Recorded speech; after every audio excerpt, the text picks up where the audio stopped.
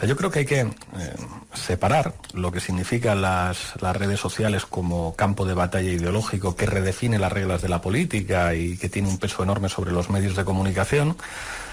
y con esto respondo a la pregunta que se me planteaba, los que siguen siendo los espacios hegemónicos para entender cómo la gente piensa y actúa políticamente, que son la televisión y la radio. O sea, yo que durante estos años he trabajado mucho con los estudios cualitativos que hacíamos, es impresionante cómo la gente piensa, como los medios de comunicación, como los poderes mediáticos te enseñan a pensar. O sea, es como los mismos argumentos que se dan en las tertulias son los argumentos que aparecen en las reuniones de focus group que tú organizas para saber qué piensa la gente. En ese sentido, ¿cuál es la clave del surgimiento de Podemos? No es la tuerca. O sea, la tuerca fue un espacio en el que nos entrenamos para aprender el lenguaje de la televisión. La clave del surgimiento de Podemos es que había un chico con coleta que salía en muchas televisiones y que, digamos, era más o menos habilidoso comunicando en un momento histórico muy particular del país y en un proceso electoral muy particular, como eran las elecciones europeas con circunscripción única. Después lo que se produce no es tanto un fenómeno de la digitalización como un fenómeno de desgaste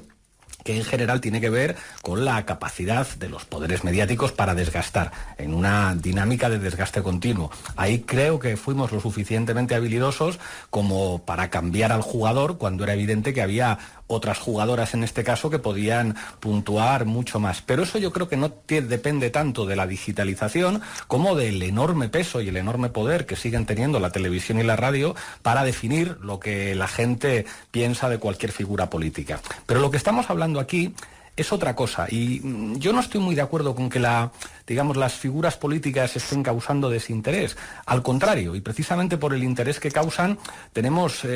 figuras políticas tan poco convencionales como las que tenemos. Hay una peli que todo el mundo debería ver, que es Brexit, en la que se explica el uso del Big Data por parte de Cambridge Analytics para, digamos, diseñar